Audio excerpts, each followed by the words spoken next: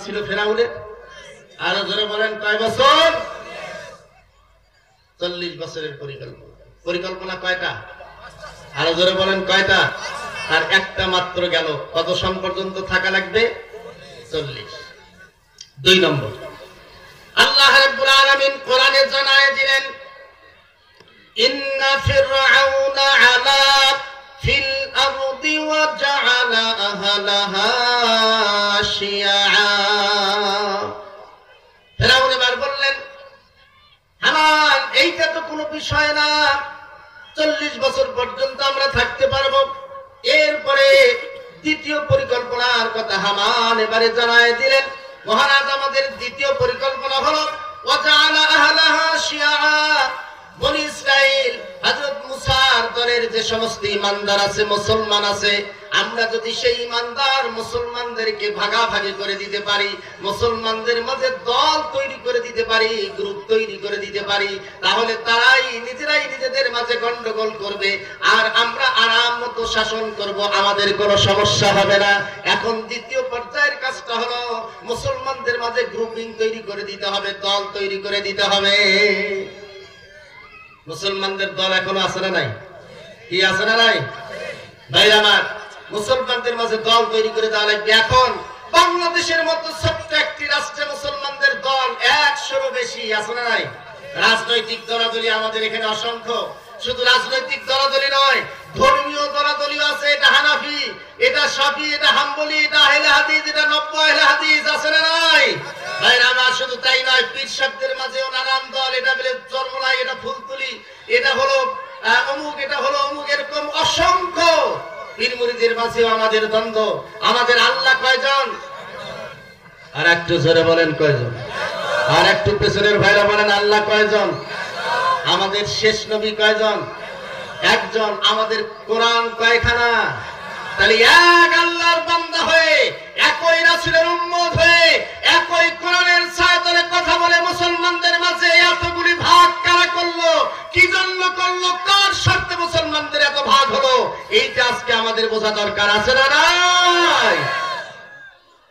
ভাইজান, এতগুলি ভাগ কেন মুসলমানদের হবে? আমরা তো সবাই এক আল্লাহর বান্দা, সবাই এক রাসূলের উম্মত, সবাই একটা কোরআনের অনুসরণ করি।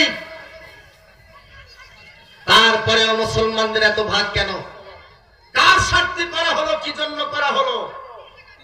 মুসলমানদেরকে আন্তর্জাতিক দুনিয়াতেও ভাগ করা হয়েছে।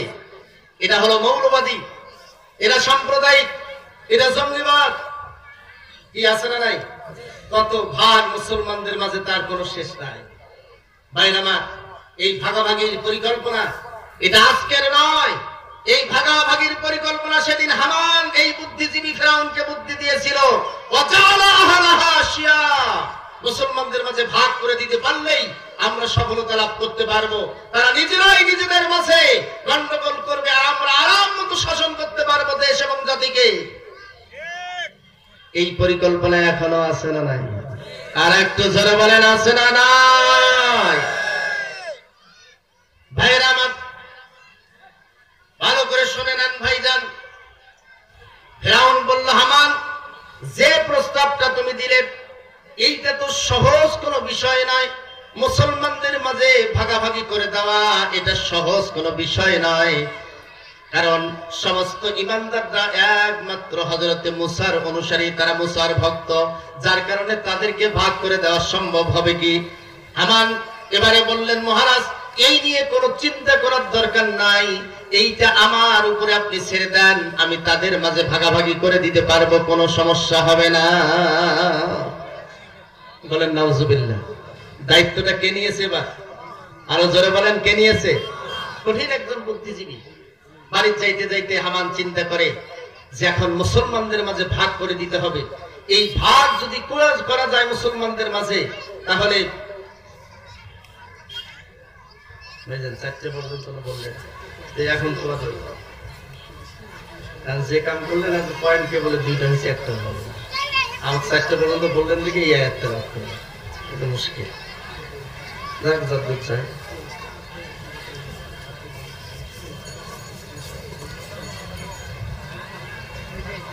ভাইরা আমার, বুঝতেই পারতেছেন।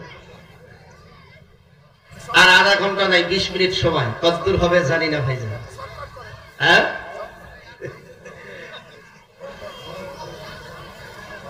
কি আলোচনা শুনবেন? আরো জোরে বলেন, শুনবেন? আলহামদুলিল্লাহ।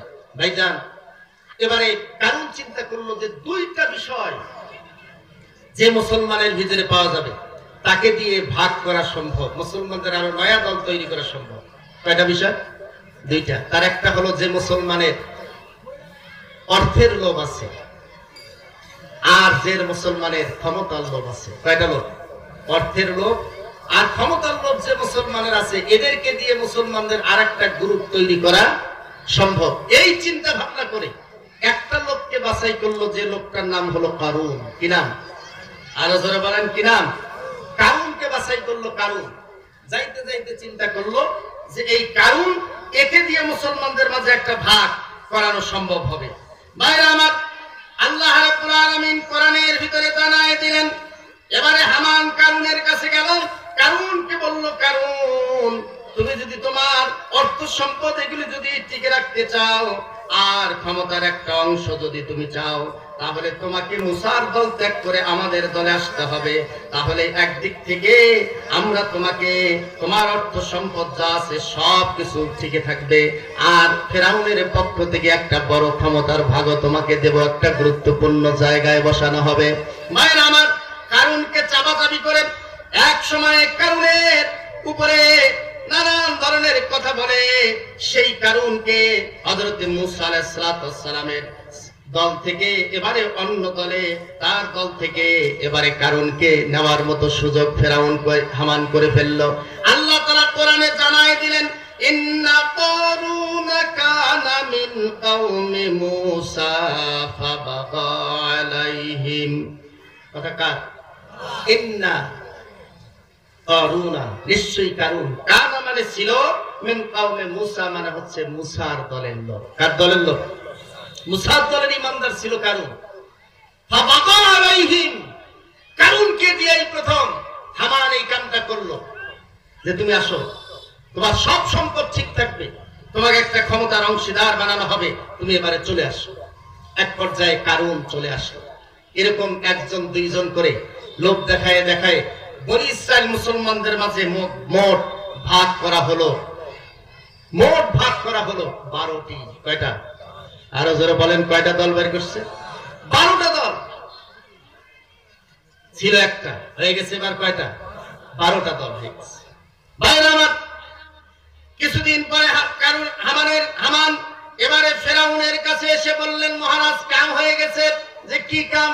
যেবার মুসলমানদের মাঝে ভাগাভাগি করে দিয়েছি, 12টা দলে বিভক্ত হয়ে গেছে, মুসলমানরা 12টা দলে বিভক্ত হয়ে গেছে, মুসলমানদের মাঝে ভাগ এবার সৃষ্টি হয়ে গেছে, তারা নিজেরাই নিজেদের সঙ্গে গন্ডগোল পাকাবে, আর কোনো সমস্যা হবে না। ভাইরা আমার, ফেরাউন এবার বললেন, হামান, তোমার এবার তৃতীয় পরিকল্পনাটা কি?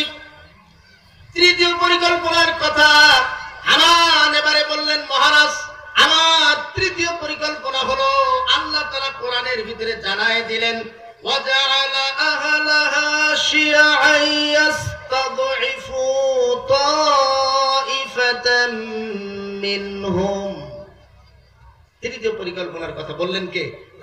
আর একটু জোরে বলেন, কে? আল্লাহ তাআলা বললেন।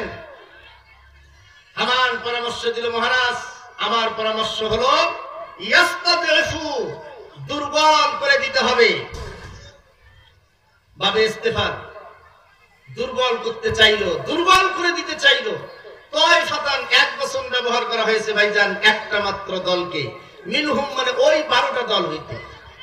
মোট দল তৈরি হয়েছে কয়টা? 12টা দলের কয়টা দলকে দুর্বল করা লাগবে? আরো জোরে বলেন, কয়টা? একটা। আর বাকি 11টাকে আমরা নানান ভাবে সাহায্য সহযোগিতা করে তাদেরকে মোটা তাজা করা লাগবে, ওই একটার বিরুদ্ধে লাগার জন্য। এই পরিকল্পনা হামানে বলছেন কে? আরো জোরে বলেন, কে? এত বড় বুদ্ধিজীবীর নাম যার কারণে আল্লাহ কোরআনে এসেছে। হামান এত বড় বুদ্ধিজীবী, কাফির লিডার, অথচ তার নাম আল্লাহ কোরআনে এনেছেন। এজন্য ভাইয়ের আমার, তাহলে আল্লাহ রাব্বুল আলামিন জানায় দিলেন, ইস্তাদঈফু তাইফাতাম মিনহুম, আল্লাহ তাআলা বলে দিলেন সেই দিন হামান পরামর্শ দিল, মহারাজ আমাদের তৃতীয় পরিকল্পনা হলো দুর্বল একটা দলকে দুর্বল করতে হবে, আর বাকি 11টি দলকে তাদেরকে মোটা তাজা করা লাগবে, সহযোগিতা দিয়ে নানান ভাবে তাদেরকে মোটা তাজা করব। একটা দলকে আমরা দুর্বল করে দেব, সেই দলটা হচ্ছে মুসার দল, যারা তাওরাতকে মিসরের ভিতরে প্রতিষ্ঠিত করতে চায়, আল্লাহর দ্বীন যারা মিসরে প্রতিষ্ঠিত করতে চায়। ঠিক কিনা বলে? কয়টা দলকে দুর্বল করবে ভাইজান? আরো জোরে বলেন, কয়টা? একটা। কেমনে দুর্বল করবে? দুর্বল করে করার জন্য তাদের উপরে এবারে নির্যাতন নিষ্পেষণ চালানো হবে।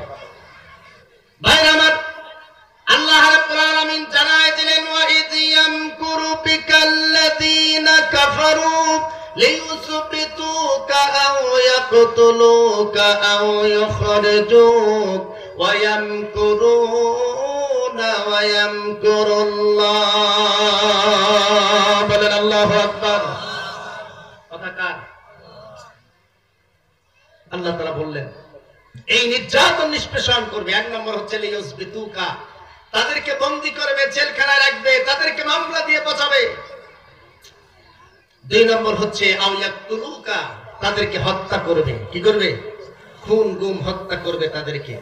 3 নম্বর হলো আও ইখরিজুকা, তাদেরকে দেশ থেকে নাগরিকত্ব বাতিল করে তাড়ায় দেবে। সেই পরিকল্পনা ফেরাউনের সময় হামান করেছিল। এখনো গোটা দুনিয়াতে এই পরিকল্পনা আছে না নাই? আরো জোরে বলেন, আছে না নাই? গোটা দুনিয়ার মুসলমানদের উপরে এখনো নির্যাতন নিষ্পেষণ চলে, মামলা হামলার শিকার আন্তর্জাতিক দুনিয়ার মুসলমানরা। আমার মুসলমানদেরকে আপন দেশ থেকে তাড়ায় দেওয়া হয়, যার বাস্তব দৃষ্টান্ত আজকে মায়ানমারে মুসলমানদের নাগরিকত্ব বাতিল করে তাদেরকে তাড়ায় দেওয়া হলো। কাশ্মীরের মুসলমানদের উপরে এখনো নির্যাতন নিষ্পেষণ চলে, মিসরের মুসলমানদের উপরে এখনো নির্যাতন নিষ্পেষণ করা হচ্ছে, জেল জুলুম ফাঁসির মঞ্চে তাদেরকে ঝোলানো হচ্ছে। এই পরিকল্পনাটা তখন যেমন ছিল, এখনো সেই পরিকল্পনা আছে না নাই? আছে না সেই পরিকল্পনা? আছে। এটাই শুরু হয়ে গেল, নির্যাতন নিষ্পেষণ শুরু হলো। ভাইরা আমার, কিছু বৃদ্ধ মানুষ, বয়স্ক মানুষ, তাদের সঙ্গে ফেরাউনের পূর্ব থেকে একটু খাতির ছিল।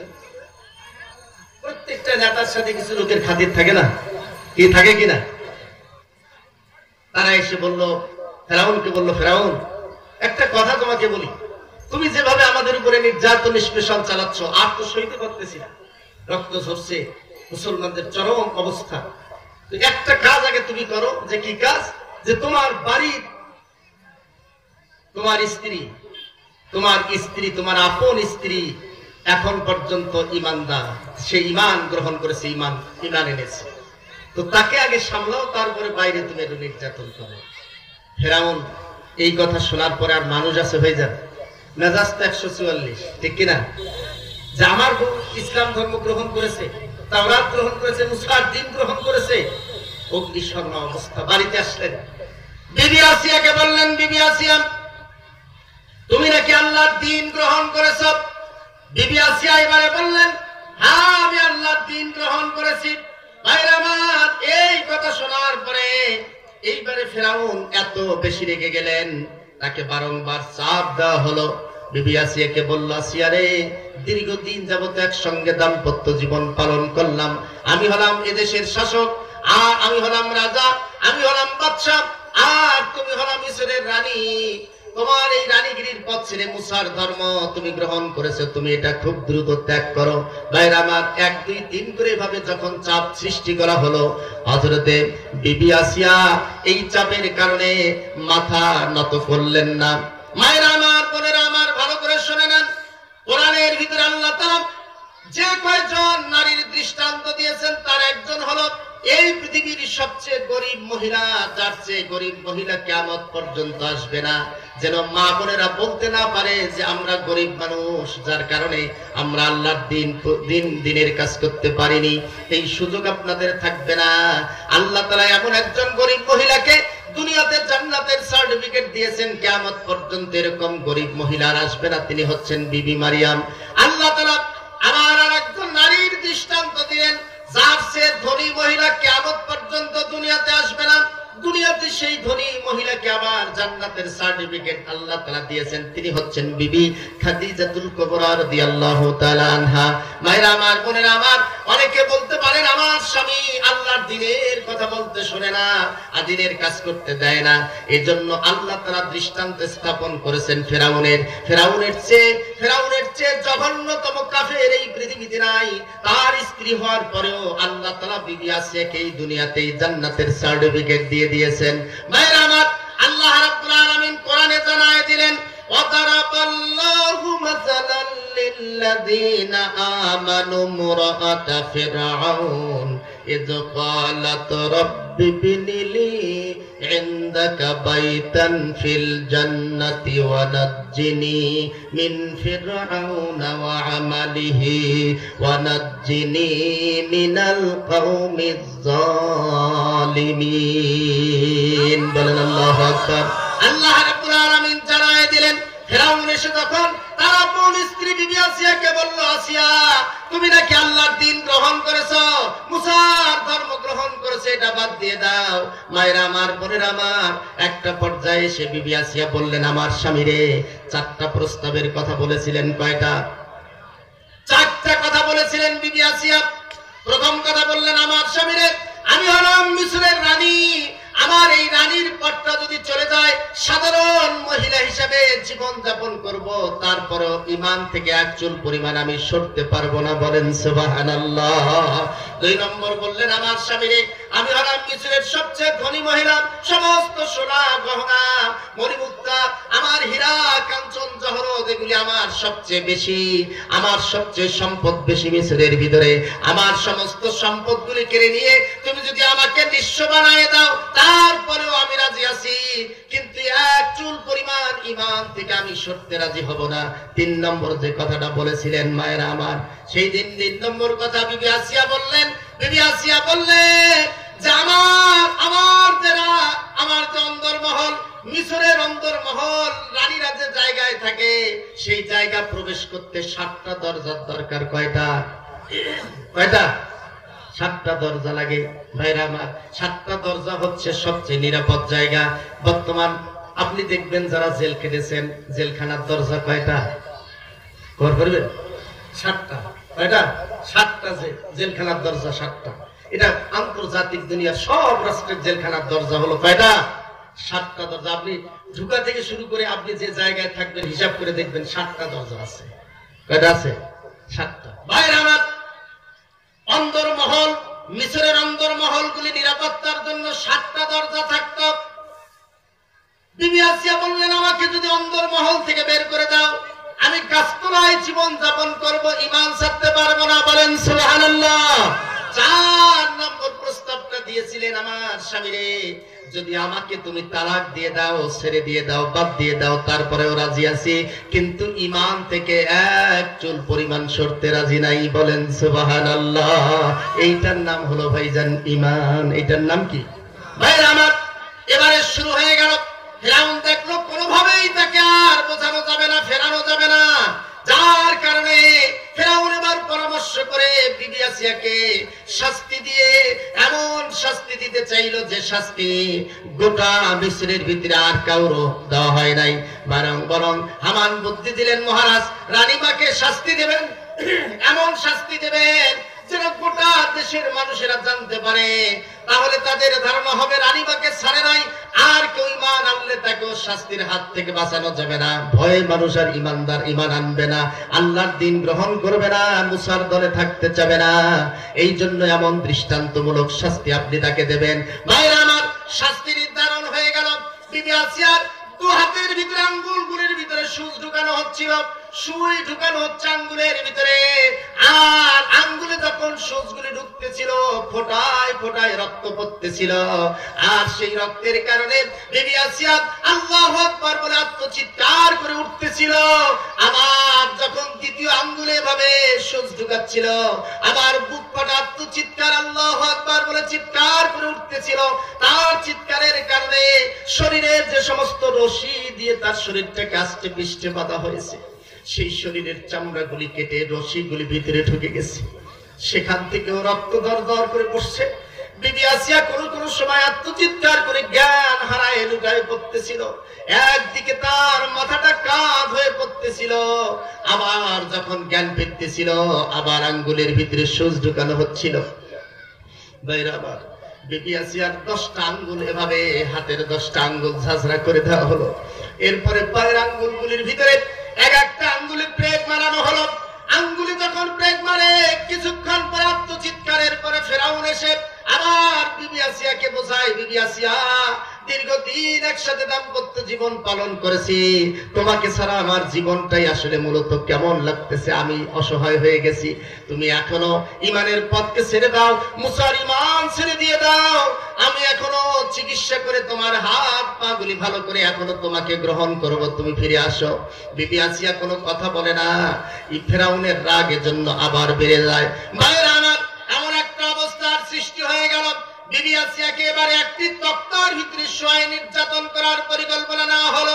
ওই তক্তার ভিতরে ব্রেক মেরে মেরে ব্রেকের সুচালো মাথাগুলি একদিকে বের করা হলো, আর এভাবে শত শত সুচালো মাথাগুলি একদিকে বের করে রেখে বিবি আসিয়াকে নিয়ে এসে সেই তক্তার উপরে সুচালো মাথাগুলির উপরে চিৎ করে শোয়ানো হলো।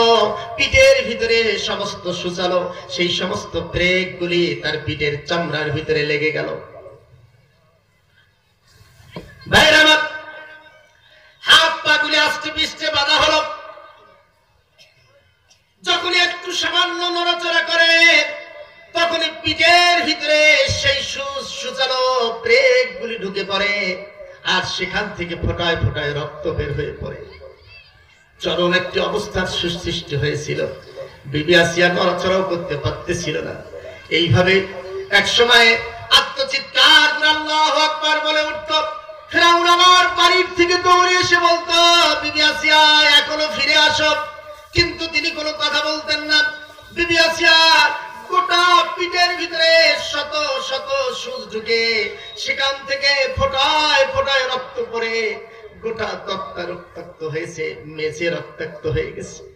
বিবি আসিয়া দেখলেন তার শরীরটা দুর্বল হয়ে গেছে, ফ্যাকাশে হয়ে গেছে, আর তার নড়াচড়া করার কোনো ক্ষমতা হচ্ছে না। এই সময়ে বিবি আসিয়া আল্লাহর দরবারে দুহাত তুলে দোয়া করলেন। যে দোয়াটা আল্লাহ তাআলা কোরআনের ভিতরে তুলে ধরলেন, আল্লাহ তাআলা জানাই দিলেন। বিবি আসিয়া দোয়া করল, ইয ক্বালাত রাব্বি বিনিলি ইনদাকা বাইতান ফিল জান্নাতি ওয়া নাজ্জিনি মিন ফিরআউনা ওয়া আমালিহি ওয়া নাজ্জিনি মিনাল কওমিজ জালিমিন। বলেন আল্লাহু আকবার। আল্লাহ রাব্বুল আলামিন জানাই দিলেন, বিবি আসিয়া ওই মুহূর্তে রক্তাক্ত শরীর নিয়ে আল্লাহর দরবারে দোয়া করতেছিল, রব্বি ইবনিলি ইনদাকা বাইতান ফিল জান্নাহ। আল্লাহ, আমার এই জীবনের বিনিময়ে, আমার এই রক্তের বিনিময়ে, নির্যাতনের বিনিময়ে তোমার কাছে আমি অন্য কিছু চাই না, শুধুমাত্র জান্নাতের ভিতরে আমার একটা ঘর তুমি দিয়ে দাও। আমি জান্নাতের ভিতরে একটা ঘর চাই। আল্লাহ রাব্বুল আলামিন বিবি আসিয়ার দোয়া কবুল করলেন, বললেন জান্নাতের ভিতরে তোমার ঘর দেওয়া হলো।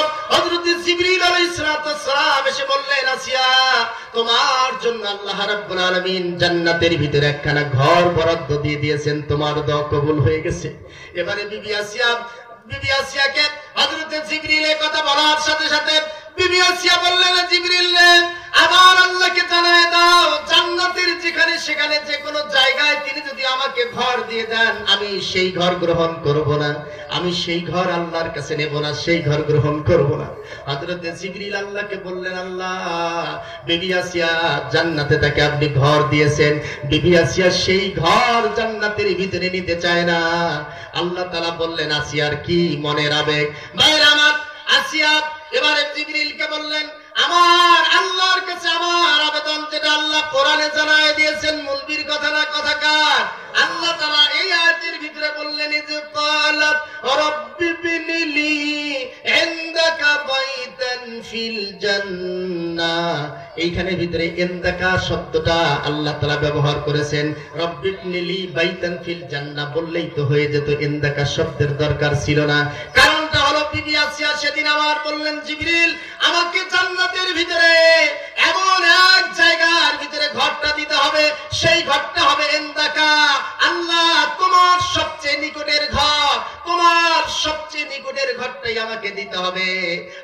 জান্নাতের ভিতরে ঢোকার সময় আল্লাহ তোমাকে একটা বার দেখতে পাই, আবার যখন ঘর থেকে বের হয়ে আসব আল্লাহ তোমাকে যেন একবার দেখতে পাই। আল্লাহ ঘরে ঢোকার সময় আমি তোমাকে দেখতে চাই, ঘর থেকে বের হয়ে আসার সময় আল্লাহ তোমাকে একটা বার দেখতে চাই। আল্লাহ তোমাকে যেন আমরা ঘর ঢোকার সময় দেখি, বের হওয়ার সময় দেখি। আল্লাহর সঙ্গে কি গভীর সম্পর্ক তাদের, ইমানের সম্পর্ক, আল্লাহর সঙ্গে সম্পর্ক এমন। হযরতে বিবি আসিয়া যখন আল্লাহকে বললেন, আল্লাহ আমি যেন তোমাকে ঘর ঢোকার সময় দেখি, বের হতে দেখি, এজন্য তোমার সবচেয়ে নিকটের ঘরটাই দিতে হবে। এজন্য আল্লাহ তাআলা বললেন, ইন্দাকা বাইতান ফিল জান্নাহ, আল্লাহর সবচেয়ে নিকটের ঘরটা বিবি আসিয়া চাইলেন। আল্লাহ রাব্বুল আলামিন বিবি আসিয়াকে দেখায় দিলেন, তার জন্য সেই ঘরটাই কবুল করে নিলেন। বলেন সুবহানাল্লাহ। হযরতে জিবরিলকে বলা হলো, জিবরিল সেই জান্নাতটা তুমি দেখায় দাও। হযরতে জিবরিল আলাইহিস সালাতু ওয়াস সালাম বিবি আসিয়াকে দুনিয়াতে বেঁচে থাকাকালীন সময়ে সেই জান্নাতের ঘরটা দেখায় দিল। জান্নাতের ঘরের লুলু আল মারজান, ইয়াকুত পাথর, সোনা দানা, জান্নাতের এই বিষয়গুলি দেখার পরে বিবি আসিয়ার ভিতরে এত আনন্দ উপভোগ হলো, এত আনন্দ এমন পুলকিত হলো, আল্লাহর মোলাকাতের জন্য প্রস্তুত হয়ে গেল। এবারে বিবি আসিয়াকে কষ্ট দেওয়া হয়, নির্যাতন করা হয়, নির্যাতনের মাত্রা বাড়ানো হয়, কিন্তু বিবি আসিয়ার মুখ থেকে আর কোনো আউশ শব্দ আসে না, আল্লাহু আকবার শব্দ আসে না। যত বেশি নির্যাতন করা হচ্ছে মৃত্যুর জন্য, বিবি আসিয়া শুধুমাত্র হাসতে হাসতে মুস্কি হাসতেছিলেন। এই মুস্কি হাসা দেখে জল্লাদ অবাক হয়ে গেছে। ফিরাউনকে যে বলছে, মহারাজ এতক্ষণ যাবত নির্যাতনের কারণে বিবি আসিয়া অত্যন্ত আত্মচিৎকার করতেছিল, বুক ফাটা কান্না করতেছিল, কিন্তু এখন হঠাৎ যে এমন কি পরিবর্তন হলো, আমি তাকে নির্যাতন করছি, সে আর কষ্ট পায় না, বরং মুস্কি মুস্কি হাসে। ফিরাউন ভিতর থেকে আসলো দৌড়ে, বিবি আসিয়াকে বলল, বিবি আসিয়া এখনো তোমাকে আমি তালাক দেই নাই, তুমি আমার স্ত্রী হিসাবে এখন পর্যন্ত আছো, তোমাকে একটা কথা মাত্র আমাকে বলে দাও, এতক্ষণ যাবত নির্যাতনের কারণে, নিষ্পেষণের কারণে তুমি সবচেয়ে বড় আত্মচিৎকার করেছিলে, হঠাৎ করে তোমার কি হলো, হঠাৎ করে তোমার কি হলো, এখন নির্যাতন করলে তুমি মুস্কি মুস্কি হাসো, কারণটা কি? ভাইরা আমার, বিবি আসিয়া তার কাছে করুণায় অনুনয় বিনয় করে ফিরাউন বলতেছিল।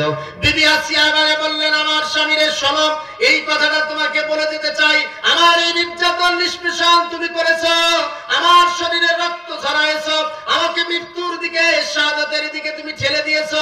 আল্লাহ তাআলা এর বিনিময়ে আমাকে জান্নাতের যে ঘরখানা আল্লাহ তাআলা আমার জন্য বরাদ্দ করে রেখেছেন, সেই জান্নাতের ঘরখানা আমাকে দেখানো হয়েছে, যে ঘরের ভিতরে, যে ঘরের এরিয়া, যে জান্নাতের এরিয়া, একজন জান্নাতীর সর্বনিম্ন এরিয়া হচ্ছে 10টা পৃথিবীর সমমানের। বলেন সুবহানাল্লাহ। সেই জান্নাতের সমস্ত কিছু দেখার পরে আমার অনুভূতি এমন হয়েছে যে যত তাড়াতাড়ি পারি আল্লাহর কাছে মোলাকাত করে সেই জান্নাতে চলে যাব।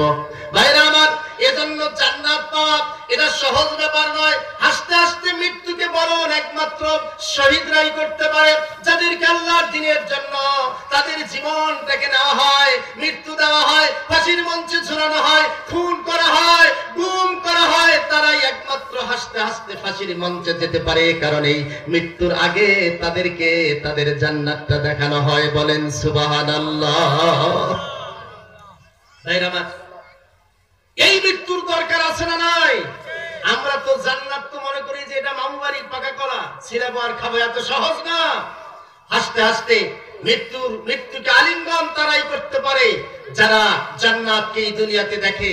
ভাইরা আমার, আল্লাহ তাআলা নিজেই বলেছেন, এই পৃথিবীতে এমন কিছু মানুষ আছে যারা মৃত্যুর আগে তাদেরকে জান্নাতের সুসংবাদ দেওয়া হবে। এইরকম ঈমানদার এই দুনিয়াতে আছে, আছে না নাই? বলবো ভাইজান, সময় তো হবে না। দুনিয়াতে এমন কিছু মানুষ আছে যাদেরকে আল্লাহ তাআলা দুনিয়াতে জান্নাতের সুসংবাদ না দেওয়া পর্যন্ত মৃত্যু দেবে না। তারা দুনিয়াতে বেঁচে থাকাকালীন সময় জান্নাতের সুসংবাদ পেয়ে মৃত্যুবরণ করবে। বলেন সুবহানাল্লাহ। আরো জোরে বলেন সুবহানাল্লাহ। ভাইরা আমার, এজন্য আমাদেরকে বুঝতে হবে, আজকে ইসলাম এবং মুসলমানদের উপরে আন্তর্জাতিক দুনিয়াতে যে নির্যাতন নিষ্পেষণ চলছে, এই নির্যাতন নিষ্পেষণের মোকাবেলায় আমাদেরকে একমাত্র আল্লাহর সাহায্য চাইতে হবে এবং মুসলমানদেরকে ঐক্যবদ্ধ হতে হবে। রাজি আছেন? আর একটু জোরে বলেন, রাজি আছেন?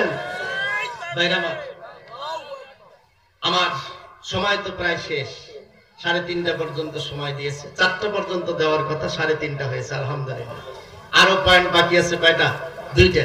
কয়টা হয়েছে? 3টা হয়েছে, বাকি আছে কয়টা ভাইজান? 2টা। আরো যদি কোনোদিন সুযোগ হয় তাহলে সেখানে এই বাকি 2টি পয়েন্ট আলোচনা করা হবে ইনশাআল্লাহ। ভাইরা আমার, মা বোনেরা আমার, আজকে আমাদের সবচেয়ে যেটা বড় প্রয়োজন সেটা হচ্ছে ইমানের মজবুতি। কিসের মজবুতি? আরো জোরে বলেন, কিসের মজবুতি? উহুদের প্রান্তরে আল্লাহ রাসূল দান চেয়েছিলেন, দান। এই দান চাওয়ার পরে সবাই দান করলেন। একজন বিধবা মহিলা যার স্বামী বদরের প্রান্তরে শাহাদাত বরণ করেছিল, সেই মহিলা একটা বাচ্চা কোলে করে নিয়ে আল্লাহ রাসূলের কাছে চলে আসছে। আল্লাহ রাসূল দেখতেছিলেন বাইরে একজন নারী কাঁদছে। আলীকে পাঠিয়ে দিলেন, আলীকে বললেন, আলী রে ওই নারীকে ডেকে নিয়ে আসো। মহিলাকে আল্লাহ নবী জিজ্ঞেস করলেন, তুমি কাঁদছো কেন? মহিলা বললেন, ইয়া রাসূলুল্লাহ, উহুদের প্রান্তরে দানের জন্য আপনি আহ্বান করেছেন, সবাই দান করেছে, আমায় এমন হতভাগা যে আমার ঘরের ভিতরে কোনো খাবারও নেই যে তো আপনাকে দেব, কোনো পয়সা নেই আমি তো আপনাকে দেব, যার কারণে এই দানের কারণে দান আপনি চেয়েছেন, আমি সিদ্ধান্ত নিয়েছি আমার একমাত্র সন্তান, কোলের সন্তানকে দান করার জন্য আপনার কাছে নিয়ে এসেছি। উহুদের প্রান্তরে যাদের ঢাল থাকবে না তাদেরকে এই সন্তানটা তাদের হাতে তুলে দেবেন।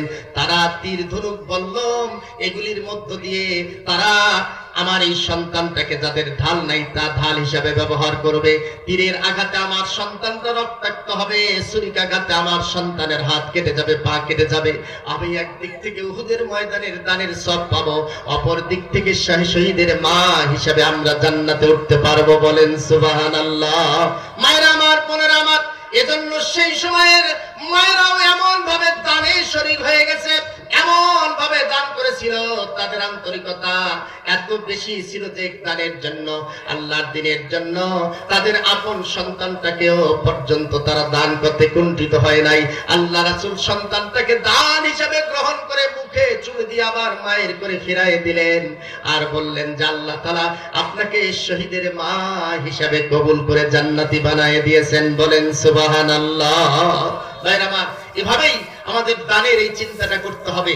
আজকে যে ভাইরা আছেন, আজকের এই বিশাল প্যান্ডেল, মাইক, লাইট আছে না নাই, অনেক কিছু, এগুলির জন্য আপনাদেরকে সহযোগিতা দিতে হবে। আচ্ছা ভাইরা আমার, তাহলে এটার সহযোগিতা আপনারা দেবেন কিনা? কারা কারা সহযোগিতা দিবেন ভাইজান একটু হাত তুলে দেখান তো দেখি, কার এই দানের নিয়তটা আছে। একটু আল্লাহর রাস্তে জোরে তোলেন ভাইজান, লিল্লাহি তাকবীর। আরে তোলেন আল্লাহর রাস্তে দেখি। একবার পাতলা পায়খানা, 2বার বমি হলে 100 টাকার ট্যাবলেট শেষ, ঠিক কিনা? আল্লাহর রাস্তে এটা দেন, হাত নামান, আল্লাহ তাআলা হাতটা পকেটে ঢুকান আল্লাহর রাস্তে, আর যা আছে ভাইজান দিয়ে যাবেন। আপনার পকেটে সর্বোচ্চ যেটা আছে এইটাই আল্লাহর রাস্তে দান করবেন, একজনও মাহরুম করবেন না। মা বোন যারা আছেন আপনারা আল্লাহর রাস্তে মাহরুম করবেন না। মায়েরা বোনেরা, একজন মা বোনও মাহরুম করবেন না। দেখেন তো মা বোনদের ওখানে গেছে কিনা।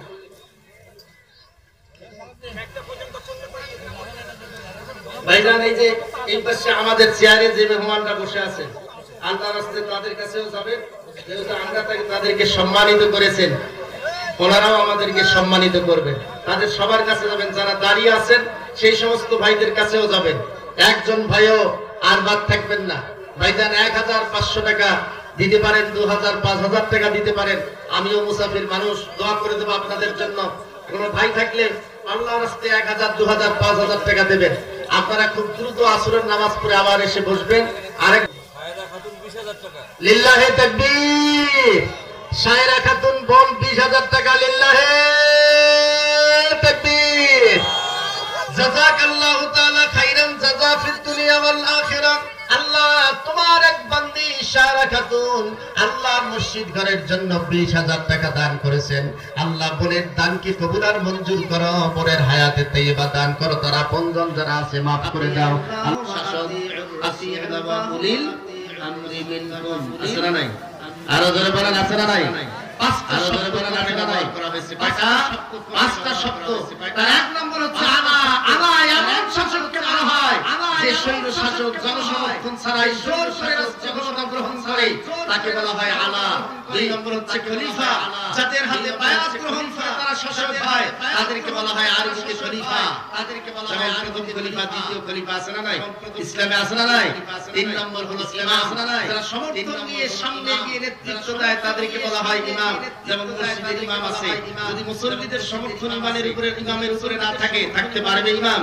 এই ছেলে দুইজনের কি হলে বাবা, এ বাবা কি হলো, কি হলে বাবা, এ সব কি হলো, তাড়াতাড়ি এসো। আরে যুবক মাসি কোন এত সকালে ভাই, আরে যুবক মাসি তাড়াতাড়ি এসো, তাড়াতাড়ি এসো। কোন যুবককে উঠতে দেওয়া যাবে না নাকি? যুবককে এরকম লাইটে দেওয়া যাবে না। যুবক ছেলে আছে নাকি? এখন এই আছে নাকি কোন ডায়াবেটিস?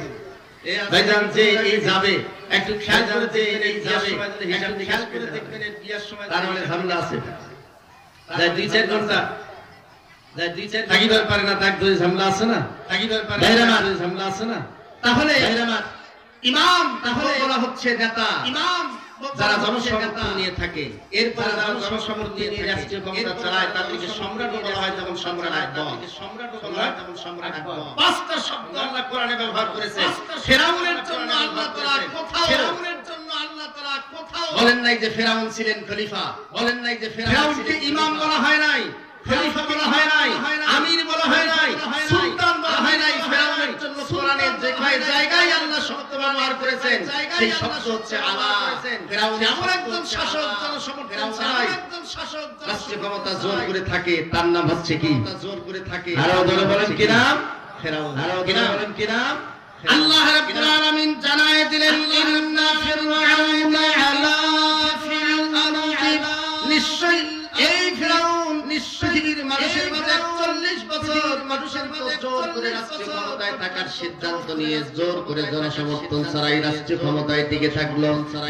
ক্ষমতায় টিকে থাকলো, ক্ষমতায় টিকে থাকা এটা ইসলামের কোন পদ্ধতি নয়। কোন মুসলমান এই পদ্ধতি গ্রহণ করতে পারে না, ঠিক কিনা বলে? আর একটু আস্তে বলেন, আর একটু জোরে বলেন, আর একটু জোরে বলেন। শাসন যে রাষ্ট্র ব্যবস্থায় ছিল সেই সময় ফেরাউন স্বৈরতান্ত্রিক শাসক ছিল, যে বনী ইসরাইলদের প্রতি চরম নির্যাতন নিষ্পেষণ করেছে। আজকের আধুনিক বিশ্ব আমরা যদি এই বিষয়টা চিন্তা করি, এক সময় মিশরের প্রেসিডেন্ট জামাল নাসের এবং তার পরবর্তী রাষ্ট্রীয় ক্ষমতা গ্রহণ করেছিল হোসনে মোবারক। বর্তমান যে স্বৈরতান্ত্রিক শাসক ছিল যার নাম হচ্ছে সিসি, তারা দীর্ঘদিন যাবত মুসলমানদের উপর নির্যাতন নিষ্পেষণ করেছে, জুলুম করেছে, মুসলমানদেরকে ফাঁসির মঞ্চে ঝুলানো হয়েছে, হাজার হাজার মামলা চালায় দেওয়া হয়েছে, ঠিক কিনা বলেন?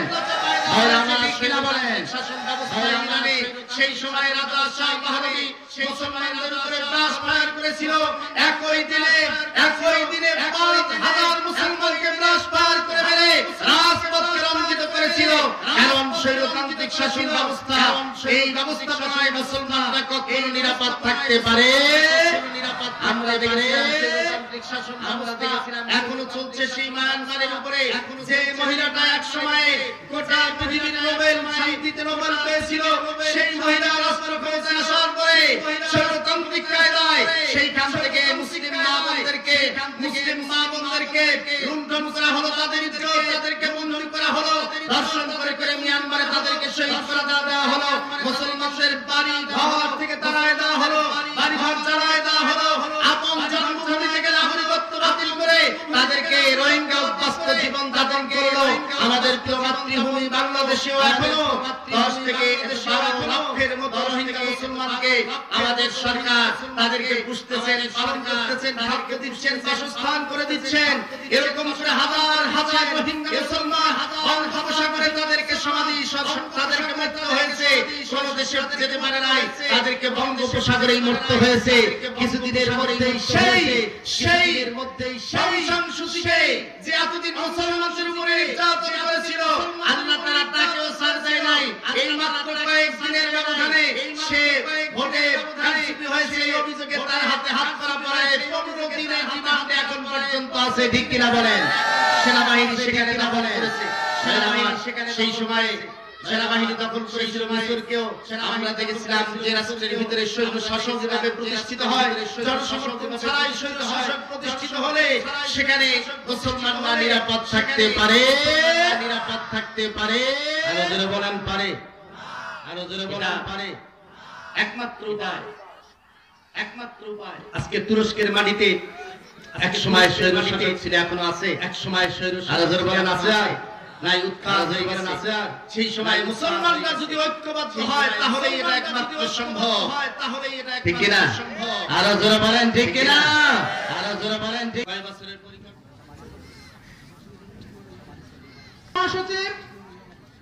মহাসচিব এবং অধ্যাপক জনতা ডিগ্রি কলেজ নীলফামারী ডিমলা সম্মানিত মাওলানা অধ্যাপক মাওলানা মুজিবুর রহমান মূল্যবান ওয়াজ ফরমার জন্য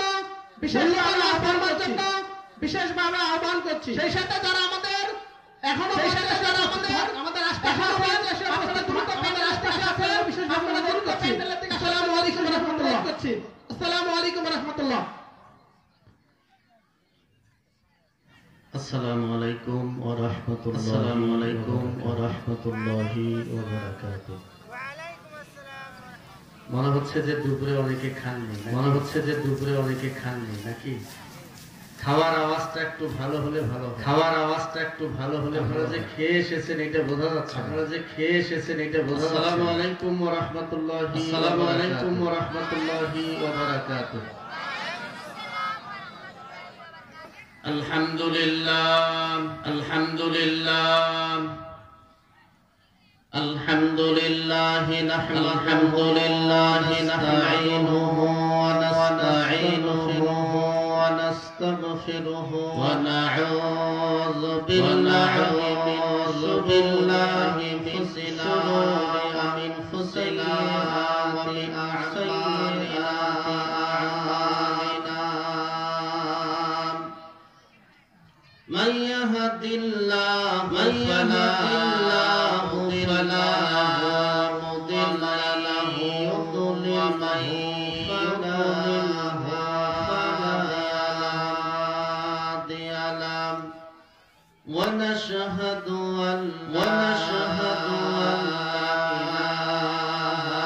إله إلا الله عبده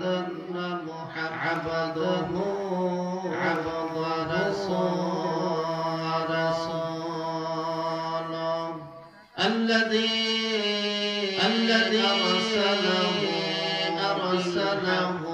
بشيرا ونذيرا وداعيا بإذنه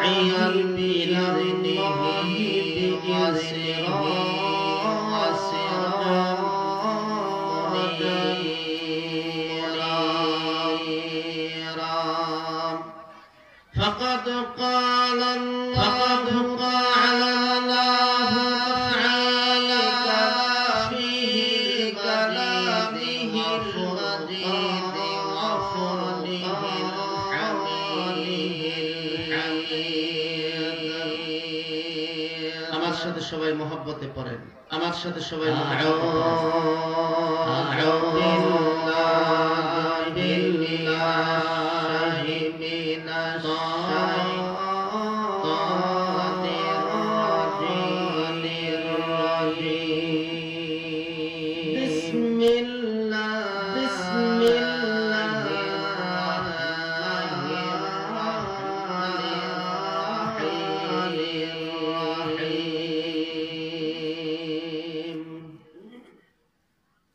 إن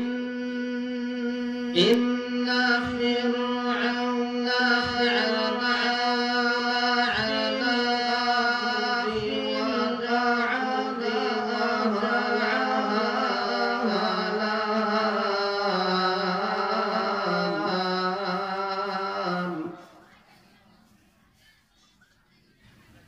وجعل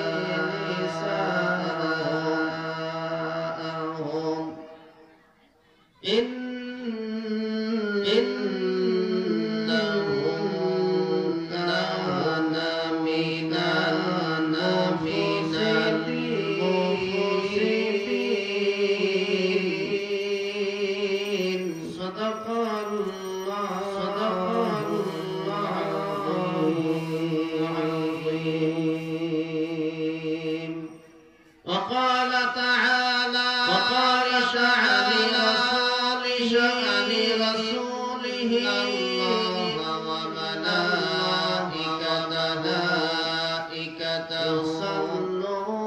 يصلون على النبي يا أيها الذين آمنوا عليه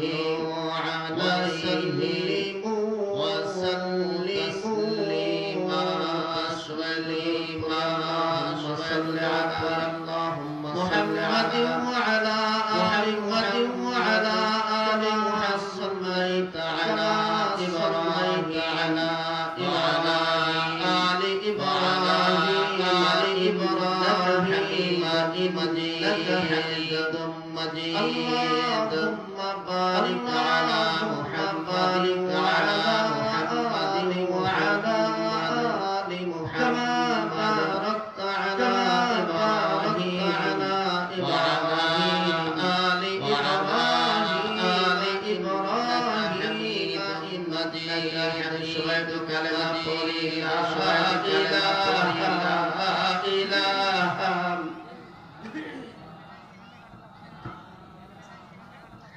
لا إله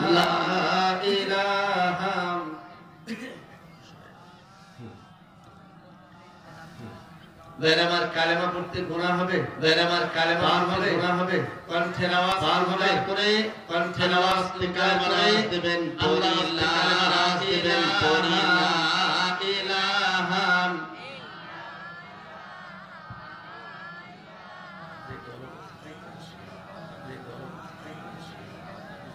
এ ফ্যান নাই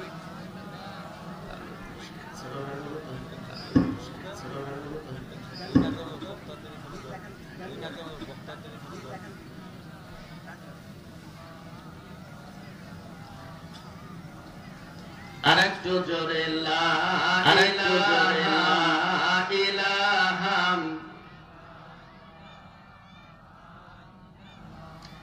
ওরে মুসলিম তুই আজ কেন চারিদিকে আজ মা চারিদিকে আজ আওয়াজ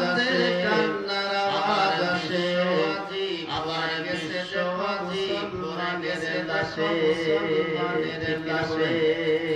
আরেকটু আস্তে বলেন ঠিক কিনা আরেকটু আস্তে বলেন ঠিক কিনা মুসলিম তুই আজ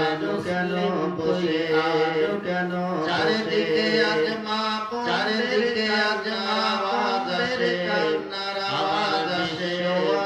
আবার গেছে সবাজি কোরআনের মুসলমানের লাশে তুই আজ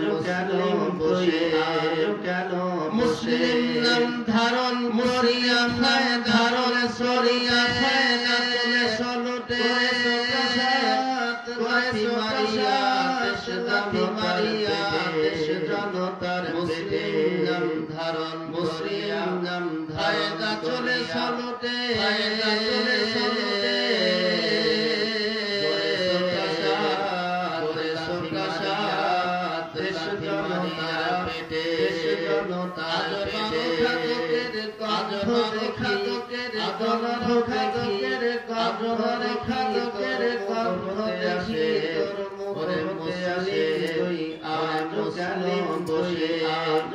চারিদিকে আজ মা চারিদিকে আজ আওয়াজ আসে কান্নার আওয়াজ আসে আবার গেছে সমাজি ভরে গেছে আসে লা ইলাহা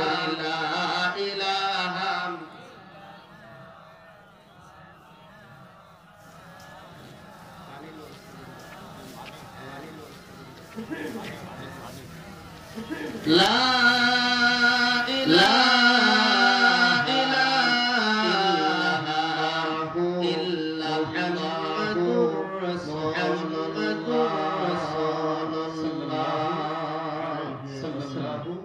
আলাইহি ওয়াসাল্লাম লহুচাঁদ কুমিল্লা পাড়া মসজিদ উন্নয়ন কল্পে আয়োজিত আজকের এই লৌহচাঁদ উচ্চ বিদ্যালয় মাঠ প্রাঙ্গণে ঐতিহাসিক তাফসীরুল কোরআন মাহফিলে সম্মানিত সভাপতি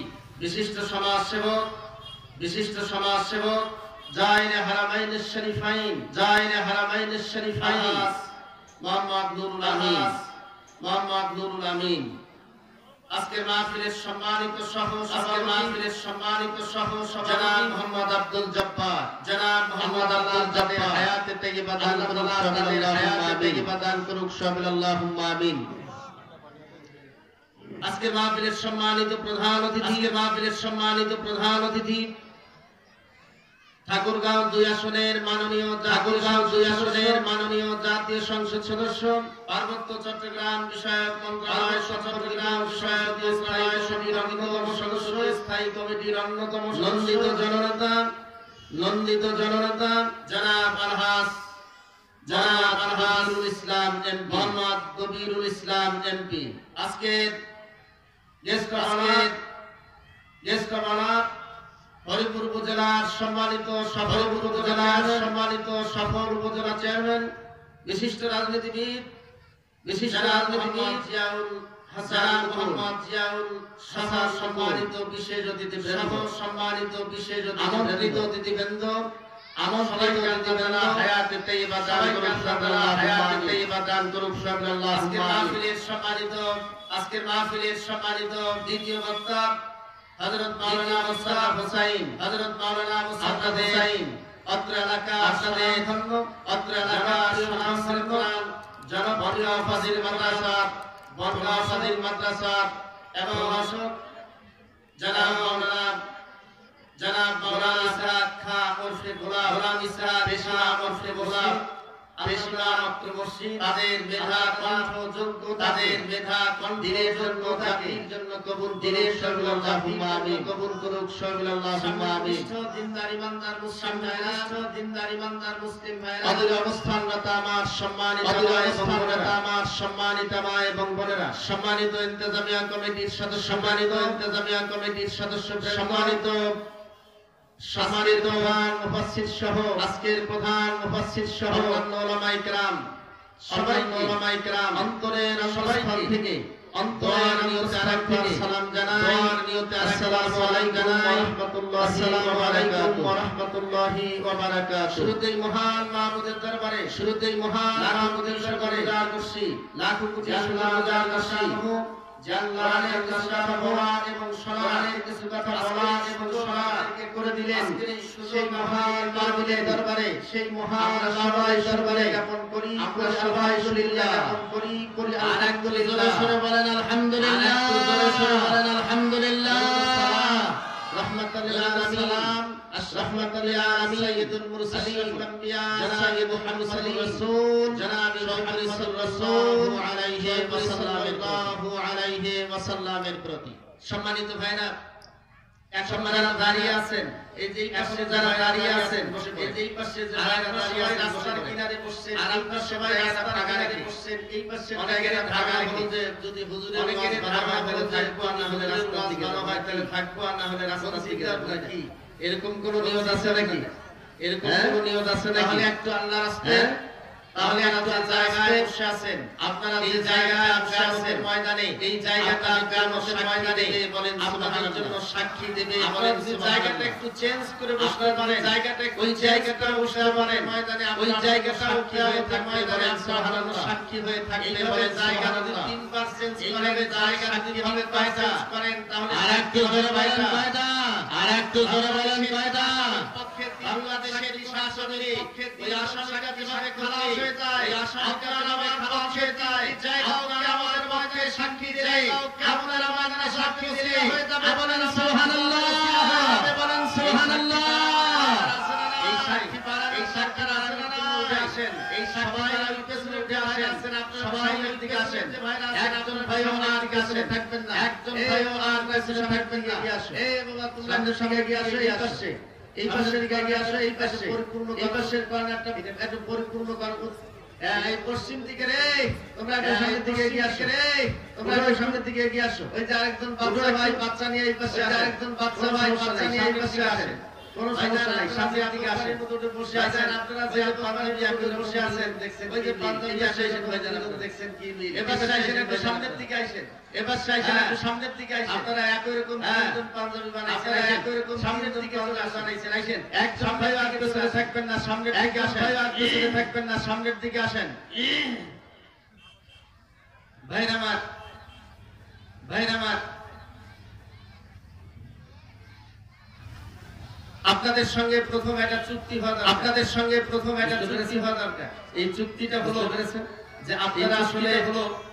যে আপনারা আসলে তাফসীর ভিত্তিক আলোচনা শুনবেন, তাফসীর ভিত্তিক আলোচনা শুনবেন নাকি কিসসা কাহিনী। আর একটু বলেন কোনটা, আর একটু বলেন ভাইরা আপনারা, পেছনের ভাইরা আপনারা শুনতে হবে। কোরআন থেকে আমরা আলোচনা শুনতে হবে, কোরআন থেকে আমরা তাফসীর। কিসসা কাহিনী আছে, এমনও কিছু কিসসা কাহিনী আছে সব তো দূরের কথা, যেগুলি শুনলে সব তো দূরের কথা পাওয়া হবে হয়ে যায়। কিসসা কাহিনী যেগুলি শুনলে সব তো হবেই না কি হবে, যেগুলি শুনলে সব তো হবেই না কি হবে। আর তাফসীর যদি শুনেন তাহলে বক্তার যে শ্রোতা, তাহলে বক্তার যে সব হবে বলেন সুবহানাল্লাহ, সব হবে বলেন সুবহানাল্লাহ। সম্মানিত মা বোনেরা যারা এসেছেন, সম্মানিত মা বোনেরা যারা এসেছেন, কোরআনের মাহফিলে এসে কোন বোন কথা, কোরআনের মাহফিলে এসে কোন বোন কথা বলেন, এই মহিলার মুখ তাহলে বুঝতে হবে যে এই মহিলার মুখটা বাড়ি কিনা বলে থাকে না, শুধু ঝগড়া। যারা তাফসীর মাহফিলে আসি কথা বলিবার, যারা তাফসীর মাহফিলে আসি কথা বলিবার পারে, তারা বাড়িতে মুখ ঝগড়া করতে পারে বলে বাড়িতে মুখটা আমি বিশ্বাস করি মনে হয় না। আপনাদের এই এলাকার মা বোনেরা,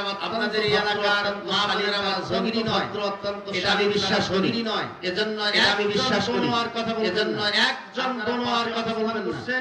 আপনারা চুপ করাতে হলে হাতের ইশারায় চুপ করাবেন, করাতে হলে হাতের ইশারায় কাজ করাবেন, এক হাতের ইশারায় কাজ করবেন, একজনও আর মুখ খুলবেন না। ভাইরা আমার বোনেরা আশেপাশে একটু খেয়াল করে, আমার বোনেরা আশেপাশে মহিলা কথা বলে দেখবেন, বাড়িতে মহিলা কথা বলছে, বাড়িতে খোঁজ গিয়ে দেখবেন হুজুরের কথাটা ঠিক কিনা তারপর চিন্তা করে, হুজুরের কথাটা ঠিক কিনা তারপর চিন্তা করে। মহিলা আজকে ওয়াজ শুনতে আসছে এটা আমরা বিশ্বাস করি, আজকে ওয়াজ শুনতে আসছে এটা আমরা বিশ্বাস করি। এজন্য আপনারা যারা আছেন আল্লাহর রাস্তায় একজনও কথা বলবেন, আর ভাইরা আমার কথা বলবেন। ভাইরা আমার, আমি আপনাদের সামনে সূরা কাসাস, আমি আপনাদের সামনে সূরা আল কাসাস এর একটা আয়াত তেলাওয়াত করেছি, 4 নম্বর, এর একটা আয়াত তেলাওয়াত করেছি 4 নম্বরে। আর একটু ভালো করে বলেন কয় নাম্বার, আর একটু ভালো করে বলেন কয় নাম্বার। এই একটা আয়াতে মোট 5টা পয়েন্ট, এই একটা আয়াতে মোট 5টা পয়েন্ট আছে। কয়টা? এই একটা আয়াত 5টা পয়েন্ট আজকে আলোচনা পেশ করা হবে ইনশাআল্লাহ, আলোচনাটা পেশ করা হবে ইনশাআল্লাহ। শেষ হয়ে যায় যদি থেকে যায়, আর শেষ হয়ে যায় তাহলে তো আলহামদুলিল্লাহ, আর যদি না হয় তাহলে আমার দোষ নেই। একটা আয়াত 5টা পয়েন্ট, কয়টা পয়েন্ট? আয়াত 5টা পয়েন্ট, কয়টা পয়েন্ট? 5টা আয়াত। কয়টা বুঝা গেছে? একটা আয়াত। ভাইরা আমার বুঝা গেছে? বর্তমানে গোটা পৃথিবীতে, বর্তমানে গোটা মুসলমানদের অবস্থাটা খুব ভালো নয়, ঠিক কিনা বলেন? অবস্থাটা খুব ভালো নয়, ঠিক কিনা বলেন? মুসলমানরা ষড়যন্ত্রের শিকারে পরিণত হয়েছে, ষড়যন্ত্রের শিকারে পরিণত হয়েছে, ঠিক কিনা বলেন? আর একটু আমাদের যুবক ভাইরা, আপনাদের আমাদের যুবক ভাইরাকে একটু বাড়াতে, আপনাদের কণ্ঠের আওয়াজটাকে একটু বাড়াতে হবে। আপনাদের এই উপজেলা, আপনাদের এই কণ্ঠের আওয়াজটা কেমন, যুবকদের কণ্ঠের আওয়াজটা কেমন, কুমিল্লা ছেলেদের কণ্ঠের আওয়াজটা কত শক্তিশালী, কণ্ঠের আওয়াজ এটা একটা শক্তিশালী দিলে বোঝা যাবে, এটা একটা আপনারা আসলে দিলে বোঝা যাবে শক্তিশালী, যে আপনারা আসলে দুর্বল না শক্তিশালী কোনটা, আপনারা দুর্বল না শক্তিশালী কোনটা দেখা যাবে ভাইজান লিল্লাহ, দেখা যাবে ভাইজান লিল্লাহ। আরেকটু জোরে লিল্লাহ, আরেকটু জোরে লিল্লাহ।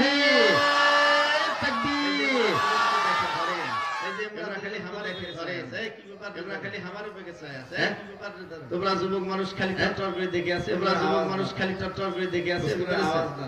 ভাইরা আমার বুঝতে পেরেছেন? বিংশ শতাব্দীতে, গত শতাব্দীতে আমরা দেখেছিলাম, গত শতাব্দীতে আমরা দেখেছিলাম এই মুসলমানরা পৃথিবীতে নির্যাতিত নিষ্পেষিত হচ্ছে, পৃথিবীতে নির্যাতিত নিষ্পেষিত হচ্ছে। মুসলমানরা বিংশ শতাব্দীতে, মুসলমানরা বিংশ শতাব্দীতে পৃথিবীতে আমরা দেখেছিলাম সেই সময়ে আমরা দেখেছিলাম সেই সময়ে বসনিয়া চেচনিয়া সহ নিষ্পেষণ চালানো হয়েছে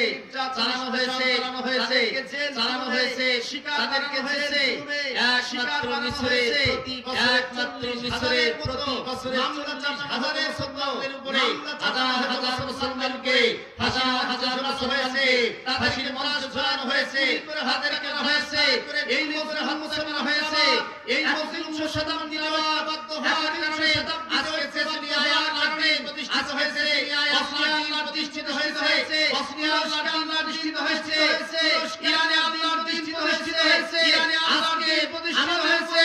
আজকে আমাদের উপরে নিষ্পেষণে চলছে, যদি এই চলছে, যদি এই মত হয় আমাদের আল্লাহকে বলি ভাই, আমার আল্লাহর দিন প্রতিষ্ঠিত হবে, আমার আল্লাহ ঠেকাতে পারবে না, ঠিক কিনা বলেন? শক্তিটা ঠেকাতে পারবে না, ঠিক কিনা বলেন?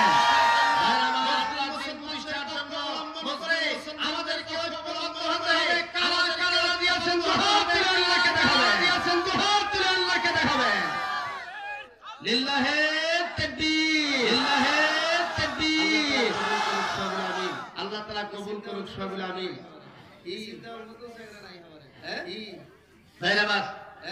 আমাদের ভাইরাবাদ যুবকদেরকে এগিয়ে আসতে হবে আল্লাহর দ্বীনের জন্য, যুবকদেরকে এগিয়ে আসতে হবে আল্লাহর দ্বীনের জন্য, ঠিক কিনা? এই বাংলাদেশ কিনা বাংলাদেশে আমাদের এক সময় বাংলাদেশে দায়িত্ব করেছিল রাজা রাম লক্ষ্মণ সেন।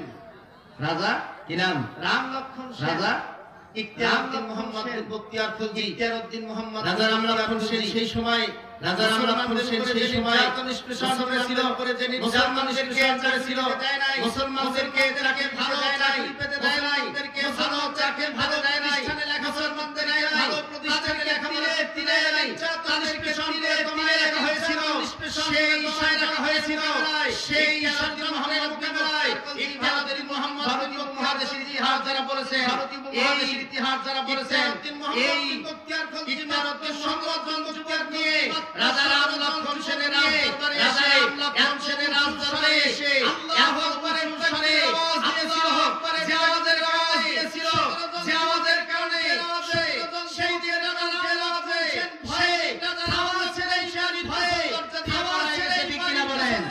বিনা বাধায় কিনা বলেন? বিনা বাধায় বিনা রক্তিমতে এসে হয়েছিল, আজকে 17 জন যুবক আছেন না বেশি? আরো যারা বলেন বেশি, না বেশি? আরো বলেন 17 জন না বেশি? আমরা আবার সেই যুবকের আছি, আবার সেই 13 জন যুবকের মতো করে আমাদের কোট তাকবীরের করে আমাদের বের থাকতে হবে, তাহলে সবার বের শক্ত হবে, তাহলে আমার তো বাংলা হবে, আমার হবে, আমার দিকরা সেই হবে, আমার কবুতর সেই করা দিয়া চোখ হাত তুলে আল্লাহকে দেখাবে, দিয়া চোখ হাত তুলে আল্লাহকে দেখাবে।